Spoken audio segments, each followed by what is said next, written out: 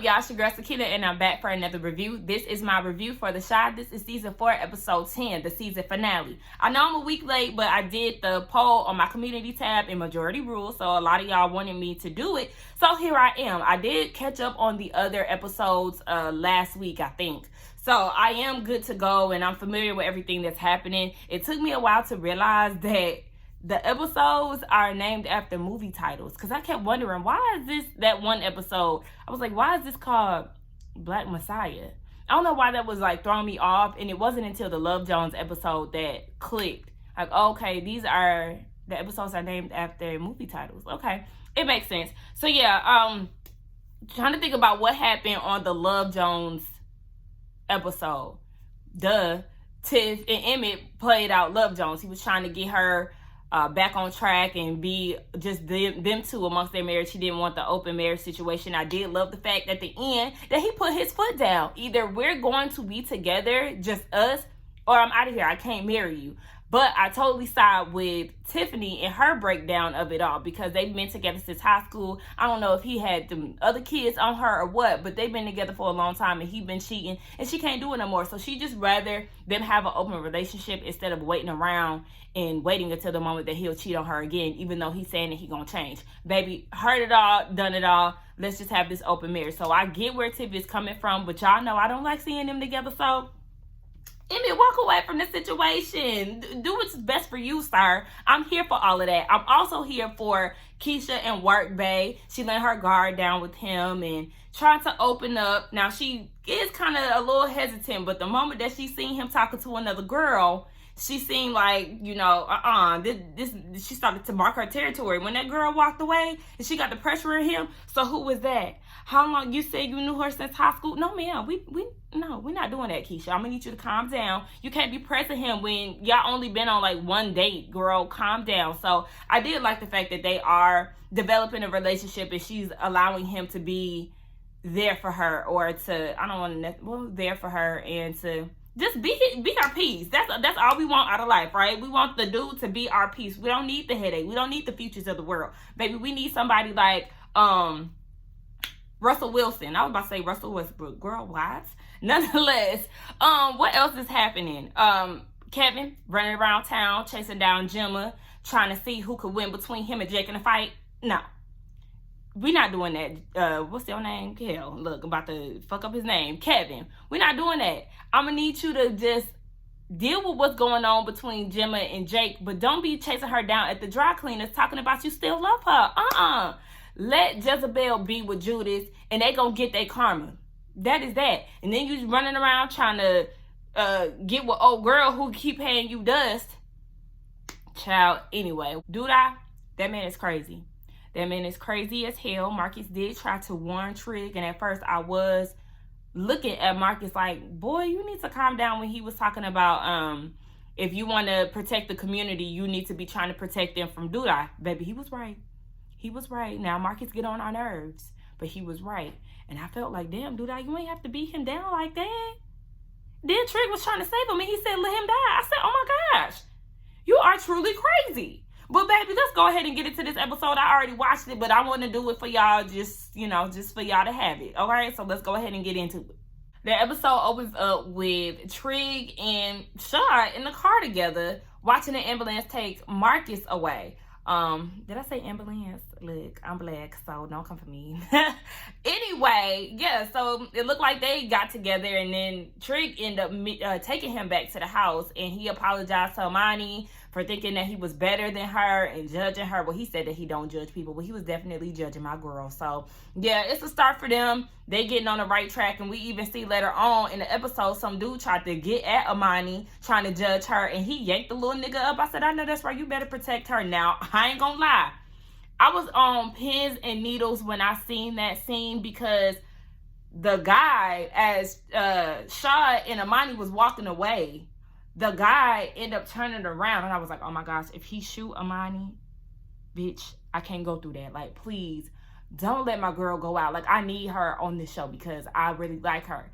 But nothing happened, thankfully. You know, you got to stay on edge. You got to stay ready on this show, because you just never know what the hell is going to happen. Lena, girl, how you gonna try to press Dre and give her an ultimatum when you the one who let Brad eat the cat? No, ma'am. You gotta let her go through her own process because you the one who messed up. You the one who thought you seen something in which you didn't and jumped the gun. Girl, please. Bye, Nina. You know she be getting on my nerves. Meanwhile, Kevin is upstairs with Lene. Remember, he let her stay the night because she don't have nowhere to stay with her brother on the run and things with the brother's girlfriend is on the rock. So basically, sis is practically homeless. And Kevin offered to, lay a pallet on the floor and they slept together and all of that.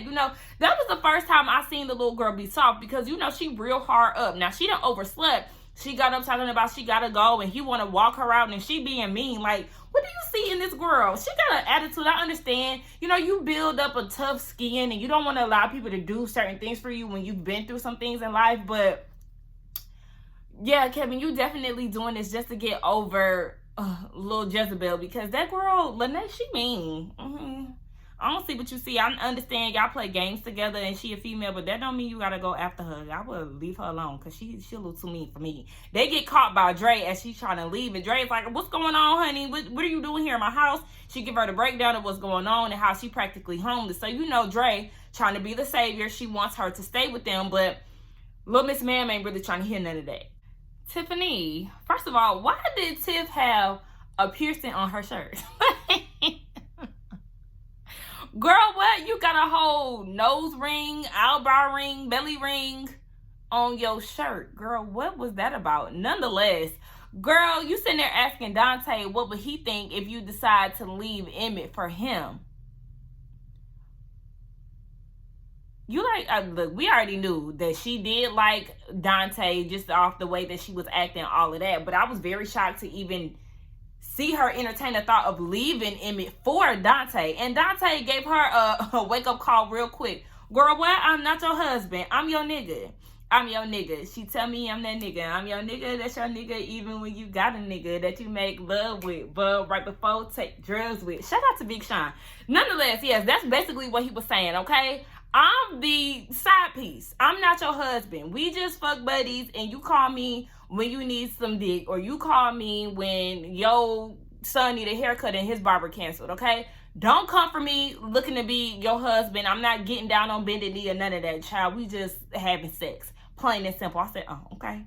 He made that loud and clear, sis. So don't get confused. And I don't understand why you asked him that anyway. Jake and Gemma show up to the house and Amani talking about, are y'all hungry? Great, because I made scrambled eggs. Scrambled eggs? Girl, I'm going to need something more. I need scrambled eggs, some toast, some bacon. Like, I need more than just some little scrambled eggs because it's you, Trig, Shaw, Gemma, and Jake there. That's 5 people. Girl, how much scrambled eggs did you make, sis? Anyway, Gemma overhears the news being played in the background and hears her dad's name in the incident that happened while they were gone. Don't forget that Jake knows that all of this is happening because they went back to the house because Gemma forgot something and he went inside to go get it instead. And when he went inside, he seen that Trig was standing over Marcus. So he just ran out and he didn't say anything. That had just been on his mind the whole time. So he was really anxious and nervous for her to even find out about what happened because he had already knew. So, she's crying and all of that. Now, in the midst of this, Duda is doing a press conference about, what was it about? Oh, the police funds, some of their funds being reallocated somewhere else. I don't know if they're doing it for the community protection folks, Trig and Tracy's little organization or what. But yeah, it's obviously big celebration or achievement for Duda, so he doing press for that, and the reporter is asking about Marcus and he's just paying the reporter dust and not really having much to say. Baby, you're making yourself look super guilty. This is your right-hand man, supposedly. He's the one that helped you get in the office, but here you are not even really having a care in the world that he was injured. How obvious can you look, Duda? And Tracy even picked up on that later on in the episode. I know I'm hopping like everywhere when it comes down to this review, but it's okay.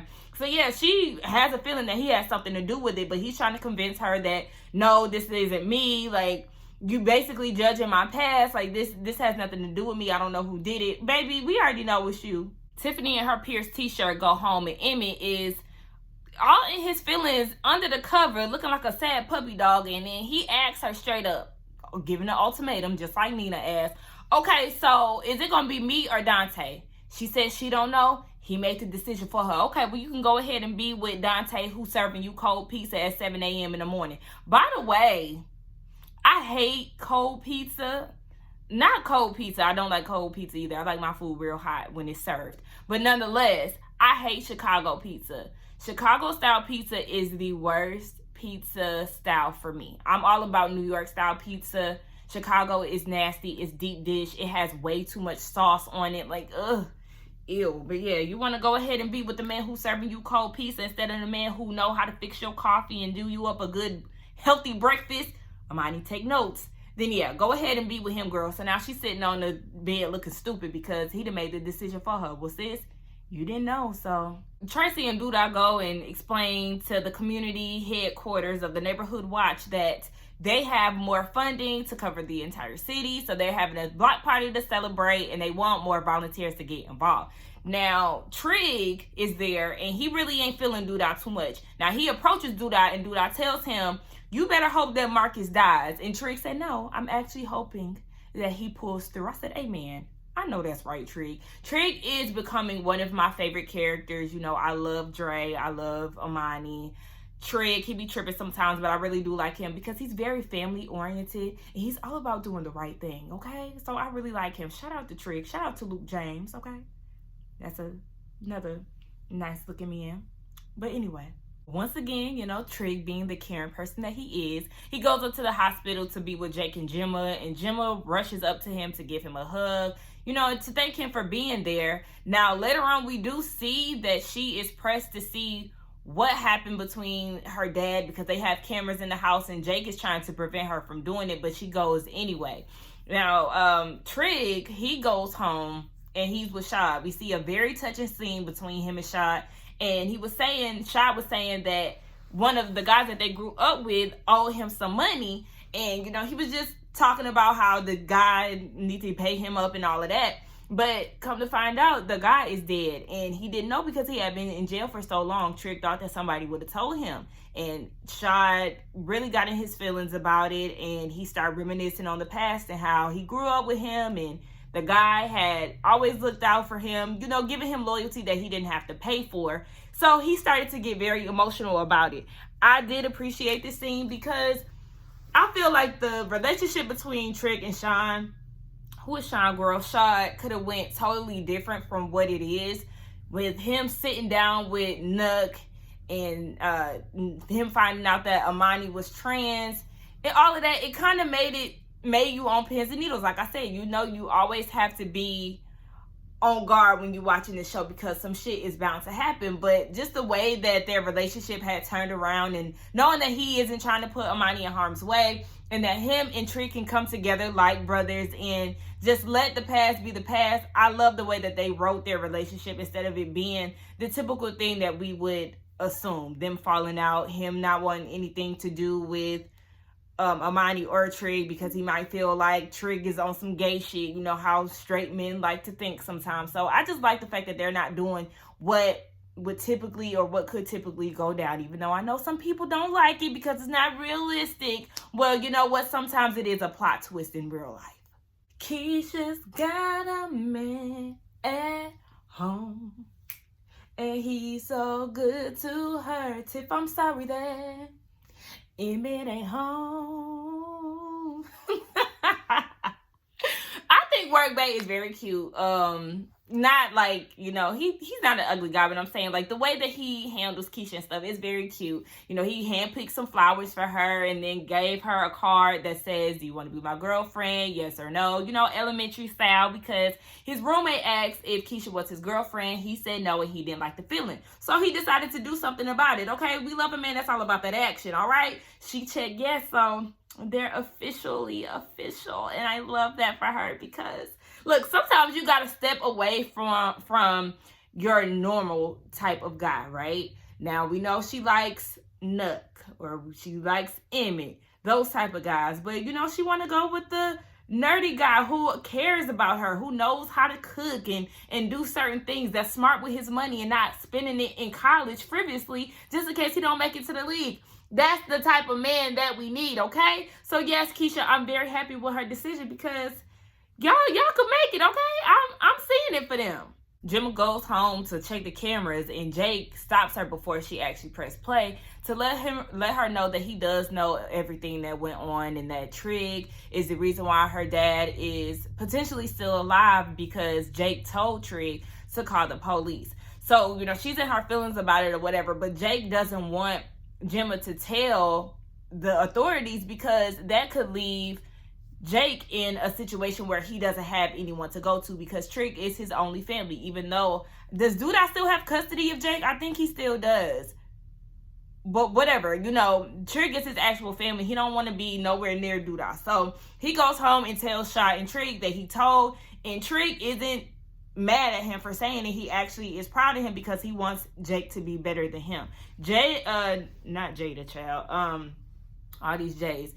Gemma later goes to them to let them know that, hey, I couldn't bring myself to watch the footage, but I'm going to give it to you. Thank you for helping, because the hospital did say that my dad is going to pull through. So, everything is good. Trig rushes in the house after they leave to watch the footage, because Gemma gave him that. I don't know if I said that already, but nonetheless, yeah, so he watches it and he sees what happened, because remember, he was outside, so he's seen the aftermath. So he goes down to Duda's house and was like, look, Gemma has the footage. She gave it to me, and I want you to leave, because you're not the leadership that this community needs. I want you out of here by tomorrow, or all of this shit is going to be on the news first thing in the morning. Duda is in his feelings, and he's making threats to take Jake out of school and shut down the Monty business, put him and Shad in jail, or whatever the case may be. But Trig ain't threatened by none of that. He was like, look, do what I say. I'm going to need your ass to skip town, or it's going down tomorrow morning. And tell Tracy I said, what's up? Meanwhile, she in the background, and she hear all of this shit going down.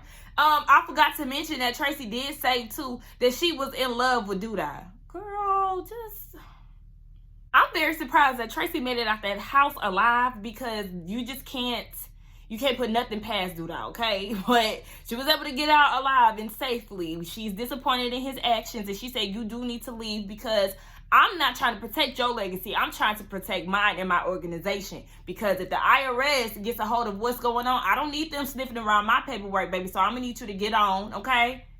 Bye. And I said, listen, he said he was going to miss her. I said, oh, so you really are leaving, Duda? Good. So let's go back into Jada's storyline. Now, Emmett is at the house, and he's he is vacuuming her floor. She gets a call from her doctor, and he is saying that everything looks good. Her test results came back good. So if she keeps it up at this rate, then she won't have to take another round of chemo. Now, while she's doing all of this, or saying all of this, certain words are going off in my head. If she could possibly not do another round of chemo. Now, Emmett is excited to hear this, and he wants to throw her a party. But I'm like, I don't want y'all to jump the gun, because he didn't say any guarantees. And we know sometimes when it comes down to cancer, things can take a turn for the worse, unfortunately. So I'm still on guard when it comes down to this whole Jada and cancer storyline, because there was no guarantees, and there was no thing saying that her cancer was completely gone. So, baby, I don't know. Now we get down to this party, and Emmett is saying that everybody wants to give her flowers while she's still here. So Emmett gets introduced to Keisha's man, and he was saying he was weird because he don't smoke too much, and weed make him sleepy and all this other stuff. Child, he judging him because he ain't one of the dudes that he typically used to being around. We don't even really see Emmett hang around anybody with the exception of the kids. And it looked like him and Trig are starting to develop some type of relationship. But I'm going to need y'all to get Emmett some friends, because the only friend he really got for real is Keisha, and she a female. Now, the boyfriend walks away, and he was saying that he still got Keisha back and all of that, and you don't need me no more. And she was like, I didn't say that. I said, I know that's right, girl, because I'm just waiting for the writers to write in that y'all going to be together. Especially when he found out what Tiff is doing, honey. I'm going to need y'all to just, I like coworker babe, but it's just something about Keisha and Emmett that's just there, okay? It does it for me. It does it for the people, okay? We need to see them together, because that's what we prefer.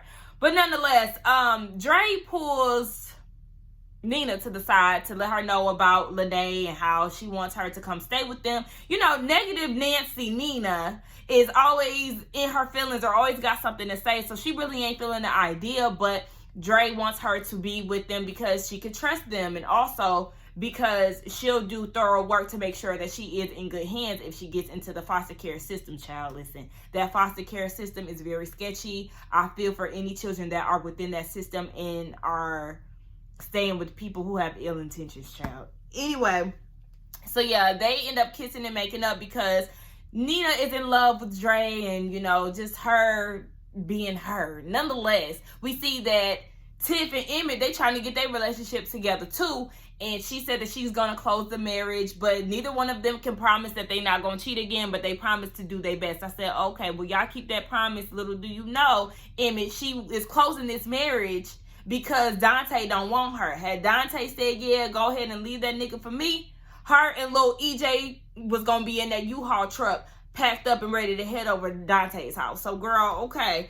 Anyway, she makes this promise with him and they make up, but Iman Shumpert's character is in the party. I don't even know how he got there, but anyway, he's there at the party and he giving her the eye and all of that. So we see later that Tiff sneaks out of the apartment. I said, oh, Emmett must be a heavy ass sleeper because Sister got out the bed, got dressed, left to go do a little sneaky link situation with him. I said, I knew it the moment that he came down to Smokey's and he was giving her that eye with when he met up with old girl, what's that one girl name? Lala character, Dom. Yeah, we ain't seen her in a minute. But when he came to talk to them, I said, he looking at Tiff a little too hard. And sure enough, that's his new sneaky link. And Emmett, you being cheated on again. I said, baby, look, it really is no fun when the rabbit got the gun. Emmett, you are in for a world of heartbreak. And I mean, look, it's your karma, sir. I'm sorry, but that's the way the cookie crumbles. Now, Rose came in to save the day, as she always does when it comes down to Duda. Now, she said to him, look, I ain't always going to be here to save you. And he did say, yes, you will. She swiftly handed that paperwork over to him. Listen, honey, go ahead and put me in a position because I know what the hell I'm doing. So we see that she is now going to be stepping into his place as she always wanted. Like I said, Tracy, you need to take notes because Rose, she gets what she wants. She plots and she schemes and she gets exactly what she wants. I mean, Tracy got what she wanted too as far as the budget increase and all of that. Now we see that they are at the block party and everybody is coming together. We hear Papa on his podcast talking about his love for the city of Chicago. I want to go to Chicago so bad, y'all. Like, everybody keeps telling me it's a bigger Atlanta, and I really want to go. I told y'all my best friend is from there, and her fake ass don't never want to try to take me. But nonetheless, I don't need her. I'm going to go, and I'm gonna figure it out on my own. I don't need her. So, yes, everybody is at the block party, and they're really enjoying themselves. You know, I love to see black people happy. So, you know, I kind of teared up a little bit, and then they was playing I Know a Place. Ain't nobody crying. Come on.